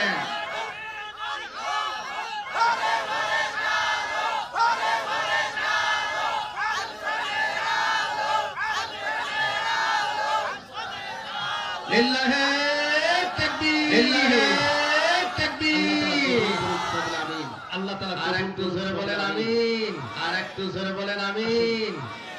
ভাইরা আসুন, ভাইরা সূরা আল কাসাস, সূরা আল কাসাস এই সূরা কয় নম্বর আয়াত? এই সূরা কয় নম্বর আয়াত? 4 নম্বর আয়াত। মনে আছে? পয়েন্ট কয়টা আছে ভাইজান? পয়েন্ট কয়টা আছে ভাইজান? আরো জোরে বলেন কয়টা? 5টা। ওয়াজ শুধু করলে হবে না, একটু শুনে বুঝে যেতে হবে, করলে হবে না, একটু শুনে বুঝে যেতে হবে। ভাইরা আমার, ভাইরা আমার, আল্লাহ রাব্বুল আলামিন, আল্লাহ রাব্বুল আলামিনের ভিতরে তুলে ধরলেন, কোরআন কারীমের ভিতরে তুলে ধরলেন পৃথিবীতে মুসলমানদের উপরে 5টা ষড়যন্ত্র হয়েছিল, 5টা ষড়যন্ত্র হয়েছিল, 5টা ষড়যন্ত্র হবে, ভবিষ্যতেও 5টা পরিকল্পনা হবে, হেরাসুর পরিকল্পনা হবে, হেরাসুর পরিকল্পনা এখনো চলছে, 5টা পরিকল্পনা আল্লাহ তাআলা জানায় দিলেন, আল্লাহ নবীকে আল্লাহ তাআলা জানায় দিলেন, হেরাসুর আপনার অতীতে 5টা পরিকল্পনা বাতিলেরা মুসলমানদের বিরুদ্ধে করেছিল, মুসলমানদের বিরুদ্ধে করেছিল, ইসলাম রক্ষার জন্য মুসলমানদেরকে নিধন করার জন্য, মুসলমানদেরকে নিধন করার জন্য পরিকল্পনা চলছে, এবং পরিকল্পনা চলছে, এবং 5টি পরিকল্পনা পৃথিবীতে বাতিলেরা পৃথিবীতে কয়টা মুসলমানদের বিরুদ্ধে করবে, কয়টা পরিকল্পনা, কয়টা আরো জোরে বলেন পরিকল্পনা কয়টা করবে? আল্লাহ রাব্বুল আলামিন মুসা আলাইহিস সালাম থেকে দৃষ্টান্ত দিয়ে এই কিয়ামত পরিকল্পনার কথা কিয়ামত ঘোষণা দিয়ে দিলেন যে কি কি ঘোষণা দিয়ে দিলেন যে কি এই পাঁচটা পরিকল্পনার মধ্যে একটা দৃষ্টান্তের মধ্যে দিয়ে বান্দাদেরকে জানায় দিলেন বলেন সুবহানাল্লাহ বলেন সুবহানাল্লাহ ভাইরা সুবহানাল্লাহ কি ক্যালিসের ভাইরা সুবহানাল্লাহ কি ক্যালিসের হয়ে যাবে কোনটা আরেকটু জোরে জোরে বলেন সুবহানাল্লাহ আরেকটু জোরে জোরে বলেন সুবহানাল্লাহ ভাইরা আমার পরিকল্পনা কয়টা পাঁচটা পরিকল্পনা কয়টা আল্লাহ তাআলা এই পৃথিবীতে যত নবী পাঠায় দিয়েছেন সব নবী পাঠায় দিয়েছেন দুই শ্রেণীতে বিভক্ত কয় শ্রেণী দুই শ্রেণীতে বিভক্ত কয় শ্রেণী নবী হলো এক শ্রেণীর নবী হলো সরাসরি সরকারি দলের নবী সরাসরি সরকারি দলের পক্ষ থেকে সরাসরি সরকারি দলের নবী হিসেবে এসেছেন সরকারি দলের নবী হিসেবে এসেছেন পৃথিবীতে এসেছেন তারা সরাসরি এসেছেন তারা সরাসরি এই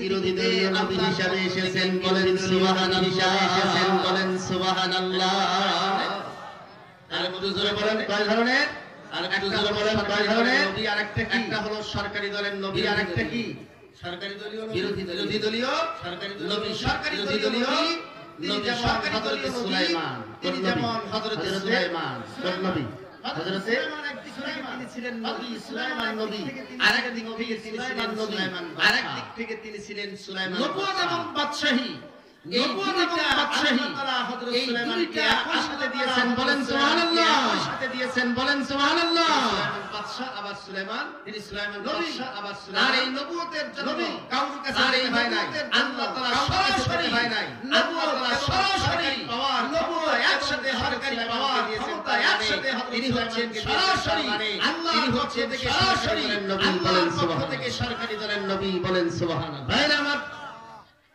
ভাইরা করেন ভাইজান ভালো করে হযরত সুলাইমান আলাইহিস সালাতু ওয়াস সালাম আল্লাহ রাব্বুল আলামিন পাওয়ার দিয়েছেন চারটা পাওয়ার দিয়েছেন কোন শাসককে পৃথিবীর কোন শাসককে এত বড় পাওয়ার আল্লাহ তাআলা দেবে না এত বড় পাওয়ার আল্লাহ তাআলা দেবে না হযরত সুলাইমানকে আল্লাহ রাব্বুল আলামিন হযরত সুলাইমানকে আল্লাহ রাব্বুল আলামিন সুলাইমানকে আল্লাহ তাআলা এই পৃথিবীর মানুষের আল্লাহ তাআলা দিয়েছেন মানুষের বাদশা বানায় দিয়েছেন তিনি ছিলেন মানুষের বাদশা মানুষের প্রেসিডেন্ট মানুষের শাসক মানুষের প্রেসিডেন্ট মানুষের শাসক হযরত ইব্রাহিম আলাইহিস সালাম হযরত ইব্রাহিম হযরত সুলাইমান আলাইহিস সালাম হযরত সুলাইমান আলাইহিস সালাম কে আল্লাহ রাব্বুল আলামিন জাতির বাদশা বানায় দিয়েছেন জিন জাতির বাদশা বানায় দিয়েছেন জিন জাতি কি জাতি জিন এখনো যদি মানুষকে ধরে কাজ হয় যায় জিন এখনো যদি মানুষকে ধরে কাজ হয় যায় সুলাইমান নবীর কাজ হয় যায় করে ওসা সুলাইমান নবীর কর্মীদের যারা করে ওসা জারপুক যারা করে বাদশা ছিলেন আবার হযরত সুলাইমানকে আল্লাহ তাআলা আবার হযরত সুলাইমানকে আল্লাহ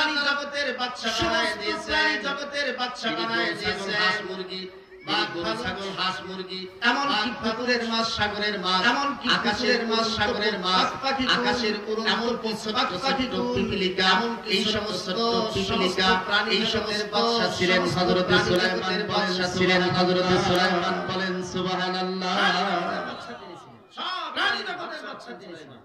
এত পাওয়ার আল্লাহ তাআলা তাকে দিয়েছেন এত পাওয়ার আল্লাহ চার নম্বর পাওয়ার তাকে দিয়েছেন হযরত সুলাইমান ছিলেন হযরত সুলাইমান ছিলেন কিসের বাতাসের বাদশা আর জোরে বলেন কিসের বাদশা বাতাসের বাদশা আর জোরে বলেন বাতাসের সিংহাসন শুধু বাতাস তার সিংহাসন শুধু বাতাস জায়গায় এক নির্দিষ্ট জায়গায় এক সকালে পৌঁছায় দিত বলেন সুবহানাল্লাহ পৌঁছায় দিত বলেন সুবহানাল্লাহ এত বাতাসের বাদশা পৃথিবীতে কিয়ামত পর্যন্ত আল্লাহ আর কাউকে দেবে পর্যন্ত আল্লাহ আর কাউকে দেবে পাওয়ারের এই ভাষা পৃথিবীর মানুষ পাওয়ারের এই ভাষা পৃথিবীর মানুষ আর রক্ষা করতে পারবে যদি বর্তমান পৃথিবীর কোন শাসককে পাওয়ার দেওয়া যায় পৃথিবীর কোন শাসককে আর কোন দল থাকবে না তাদেরকে আশ লাগায় দিয়ে সাগর বানায় দেবে ঠিক কিনা বলেন লাগায় দিয়ে সাগর বানায় দেবে ঠিক কিনা বলেন অথবা জিল লাগাই দিয়ে মেরে পৃথিবীর এই হিংসাত্মক রাজনীতিতে পৃথিবীর এই হিংসাত্মক রাজনীতিতে আর পৃথিবীতে আল্লাহ তাআলা দিবেন আর পৃথিবীতে আল্লাহ তাআলা দিবেন ইসআলুনাকা আন যালবানাইন ইসআলুনাকা আল্লাহ তাআলা কোরআনে বলছেন যুলকারনাইন আল্লাহ তাআলা কোরআনে বলছেন যুলকারনাইন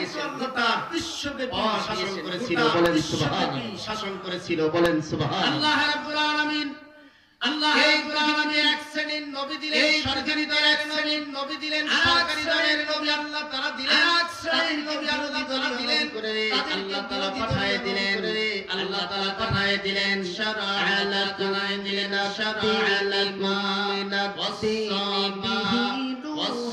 والذي أوحينا إليك وإبراهيم وموسى وعيسى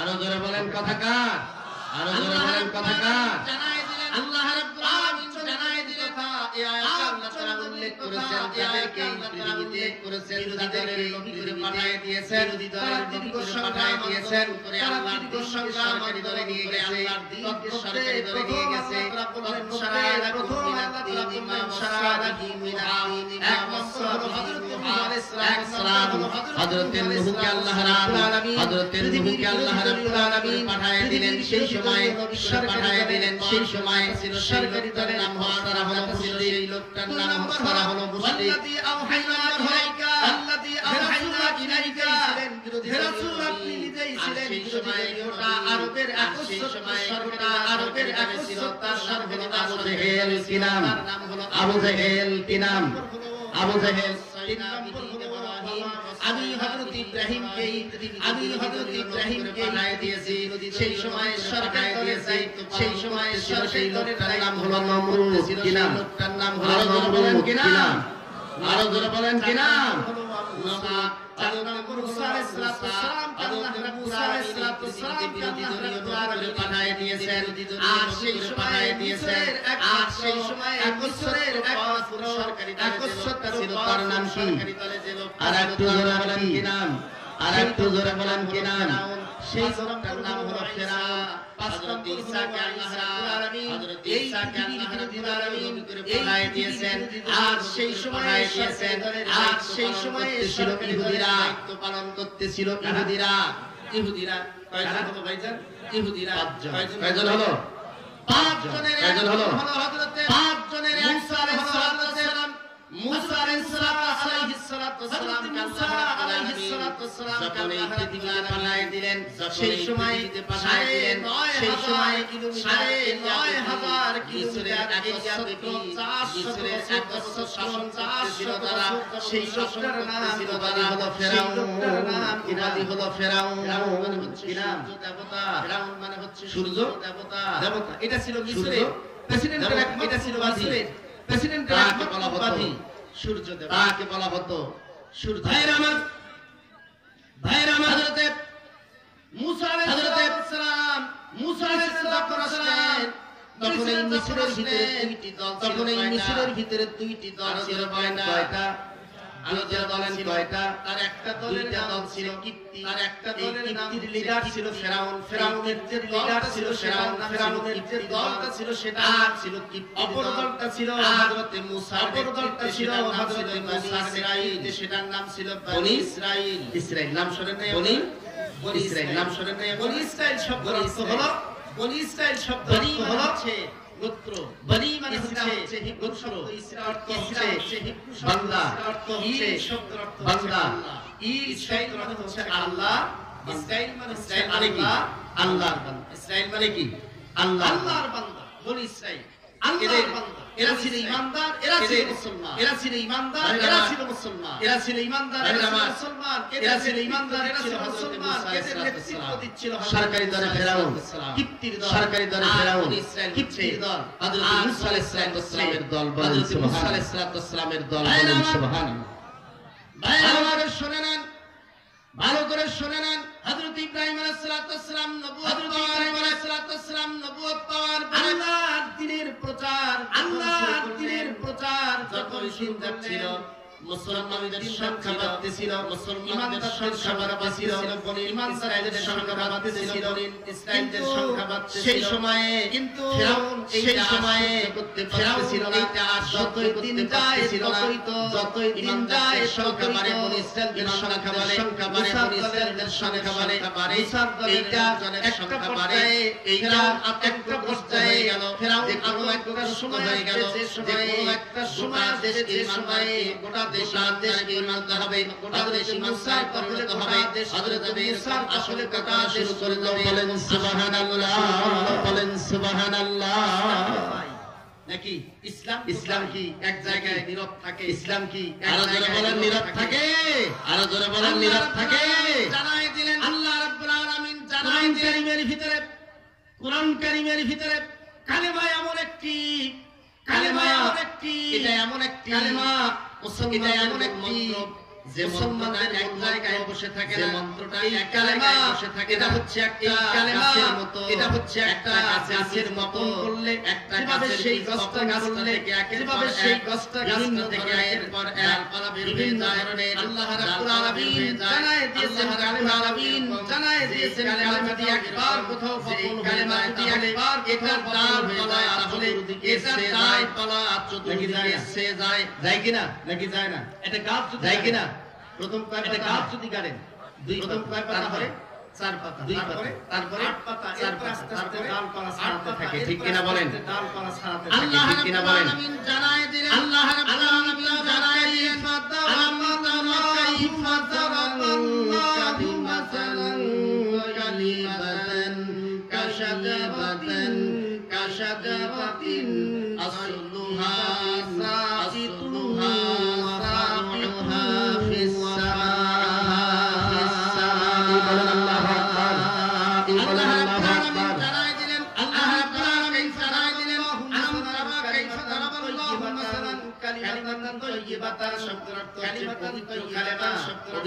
পবিত্র কালেমা। এটা পবিত্র বলেছেন এই কালেমায়ে তাইয়্যিবা দ্বারা লা ইলাহা ইল্লাল্লাহ, এই কালেমায়ে তাইয়্যিবা দ্বারা আবার কেউ বলছেন কালিমাতান তাইয়্যিবা, আবার কেউ বলছেন কালিমাতান তাইয়্যিবা। কোরআনের সব কথাগুলি পবিত্র, কোরআনের আয়াত বোঝানো হয়েছে, বলেন কোরআনের আয়াত বোঝানো হয়েছে, বলেন সুবহানাল্লাহ। আল্লাহ তাআলা বলেন এই কালেমা তাইয়্যিবা, এই কালেমা তাইয়্যিবার বীজ এক হয়, জায়গা আসলুহা সাবিত হয়, আসলুহা সাবিত, তার শিকড় হয় সেই জায়গা, শিকড় হয় সেই জায়গা, এর রেদান পালা এর রেদান করে কোন শক্তির পক্ষে পারে, কোন শক্তির পক্ষে ঠিক কিনা বলেন? সম্ভব নয়, ঠিক কিনা বলেন? সেই সময় মুসা আলাইহিস সালাম, সেই সময় ফিরাউনের আতঙ্ক সৃষ্টি হয়েছে, ফিরাউনের আতঙ্ক সৃষ্টি হয়েছে, পতাকা ছেয়ে যাবে, এক সময় পতাকা ছেয়ে যাবে, এক সময় হযরত মুসা এটা তার আশঙ্কা হচ্ছিল, নেতৃত্ব দেবে এটা তার আশঙ্কা হচ্ছিল। আজকে সেই কালেমায়ে তাইয়্যিবা আছে না নাই? আজকে সেই কালেমায়ে তাইয়্যিবা বলেন আছে না নাই?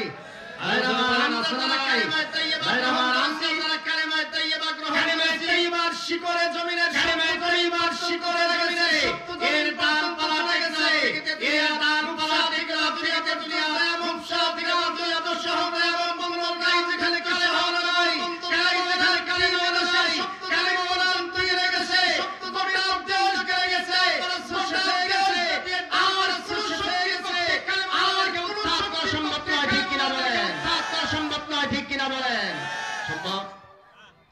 এটা সম্ভব কালেমাওয়ালা, এটা ক্ষেত্রে আল্লাহ তাআলা এই দৃষ্টান্ত কে দিয়েছেন? আল্লাহ তাআলা এই আরো যারা বলেন কে? আরো যারা বলেন কে দিয়েছেন? আল্লাহ তাআলা এই দৃষ্টান্ত দিয়েছেন যেখানে আছে হযরত কালেমাওয়ালাদের বীজ, যেখানে আছে হযরত মুসার বীজ, যে জায়গায় বসে যায় এই আতঙ্কে সে যায় ফেরাউন, এই আতঙ্কে ফেরাউন এক সময় তার প্রধান উজির সময় তার প্রধান উজির ছিল যে লোকটার নাম হলো হামান। কিনা আমার কথা না, কথা কার? এটা আমার কথা না, আরো জোরে বলেন কার? আরো জোরে বলেন কার?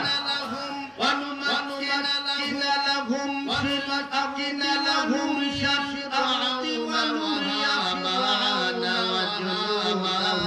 ওয়া জুনুদাহুমা মিনহুমা বলেন আল্লাহু আকবার।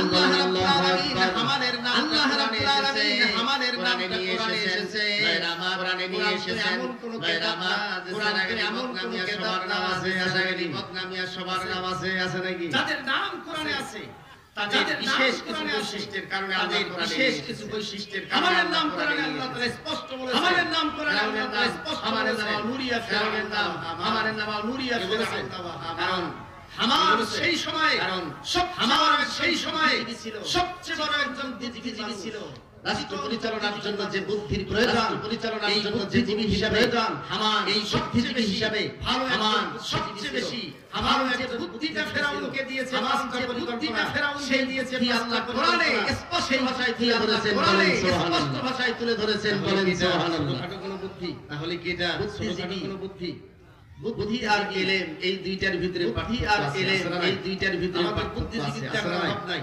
দর্শকের বুঝলে টাকার অভাব নাই দর্শকের বুঝলে কত বুদ্ধিজীবী সেখানে তার বুঝ নাই কিন্তু সেখানে সেটাকে বুদ্ধি বলা হয় সেটাকে পাখির বুদ্ধি দিয়েছে যেমন আল্লাহ তাআলা পাখির বুদ্ধি দিয়েছে মৌমাছি আছে যার কারণে এই ভাষা আপনি আমি বলতে পারবো এই ভাষা আপনি আমি বলতে পারবো ভাষা বাদে আপনি আমি পারবো চুল পাখি যে ভাষা বাদে আল্লাহ তাআলা বুদ্ধি দিয়েছেন তার মানে আপনাদেরকে ইলম বুদ্ধি দিয়েছেন কিন্তু তাদেরকে দিয়েছেন ইলম দেন নাই দিয়েছেন ইলম দেন নাই আকল আছে কিন্তু ইলম আকল আছে আছে কিন্তু ইলম নাই ঠিক আমারে ইলম ছিল ঠিক আমারে চরম বুদ্ধি ছিল ইলম ছিল চরম বুদ্ধিজীবী ইলম হচ্ছে কোরআনের জ্ঞান যাদের ভিতরে আছে হচ্ছে কোরআনের জ্ঞান যাদের ভিতরে আছে জ্ঞানী তাদেরকে কোরআনের জ্ঞানী জ্ঞানী তাদেরকে ইলম বলা হয় আলেম বলা হয় তফসিলগুলিতে দেখলে বুদ্ধিজীবী তফসিলগুলিতে দেখলে সেখানে কোনো আলেমকে নিয়ে যায় সেখানে কোনো আলেমকে নিয়ে যায় কিন্তু যে অবস্থাটা সরাসরি হয়েছে কিন্তু আর এরপর থেকে এ নাম হয়েছে আর এরপর থেকে এ নাম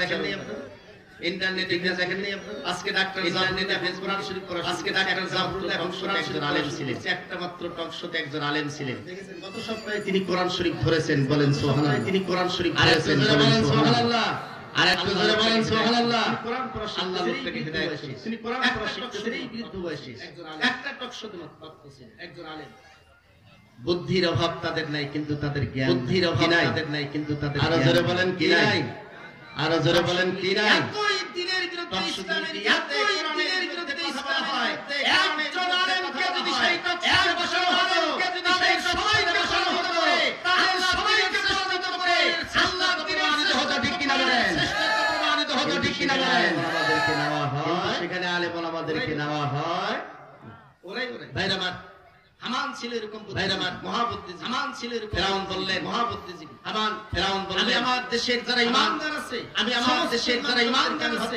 সমস্ত ঈমানদারদেরকে আমি হত্যা করতে হবে না যতই দিন যায় ততই বাড়ে যতই দিন যায় ততই বাড়ে যতই দিন যায় ততই বাড়ে ডালপালা বাড়তেই থাকে এই ব্যাপারটা কি হামান পরামর্শ দিলেন মহারাজ হামান পরামর্শ দিলেন মহারাজ শুনে নেন ভাইজান ভালো করে শুনে নেন ভাইজান দিলেন হামান পরামর্শ দিলেন এই কাজ করবেন না এই কাজ করবেন না যদি একই তিনি আপনার বিরুদ্ধে করেন গোটা দেশের বিরুদ্ধে বিদ্রোহ ঘোষণা করবে আপনি আর রাষ্ট্র ক্ষমতায় থাকতে পারবেন না গোটা দেশের মানুষের আপনার গোটা দেশের মানুষের আপনার থাকতে পারবেন না এই কাজটা করা যাবে না পারবে না এই কাজটা করা যাবে না তো আমার তাহলে কি করা যায় কি করা দরকার তাহলে এবারে আমান বললেন মহারাজ এবারে আমরা যদি আমান বললেন মহারাজ আমরা যদি পরিকল্পনা হাতে নিয়ে পাঁচটা পরিকল্পনা হাতে নিয়ে আগাতে পারি তাহলে হয়ে যাবে আগামী 40 বছর পরে আর 40 বছর পরে মুসলমান খুঁজে পাওয়া যাবে না প্রকৃত মুসলমান খুঁজে পাওয়া যাবে না আরো জোরে বলেন কয়টা পাঁচটা বলেন কয়টা পাঁচটা পরিকল্পনা ভাইরা আমার হামান যেটা বুদ্ধি দিলেন মহারাজ হামান যেটা বুদ্ধি দিলেন মহারাজ যদি আমরা হাতে নেই আর 40 বছর আর 40 বছর আর আগামী 40 বছরে আর আগামী 40 বছরে ওই লোকটার বয়স হবে 80 কিছু করতে পারবে না পরে আবার যে ছেলেটা জন্মগ্রহণ করবে যে ছেলেটা জন্মগ্রহণ করবে পরিকল্পনা নয় 40 সালা একটা পরিকল্পনা 40 সালা একটা পরিকল্পনা হবে গ্রহণ করি যার আজকে জন্ম হবে পরিকল্পনায় লালন পালন হলে তার মাথায় আলোর ইসলাম থাকবে না তার মাথায় আলোর ইসলাম থাকবে না লেভেলটা যদি মুসলমান থাকে লেভেলটা মুসলমানিত্ব থাকবে না অতএব মুসলমানিত্ব থাকবে না অতএব একদিনে হত্যা না করে 40 সনের একটা পরিকল্পনা আমরা গ্রহণ করি পরিকল্পনা গ্রহণ করে পাঁচটা বিষয় বাস্তবায়ন করতে পারি তাহলে তাহলে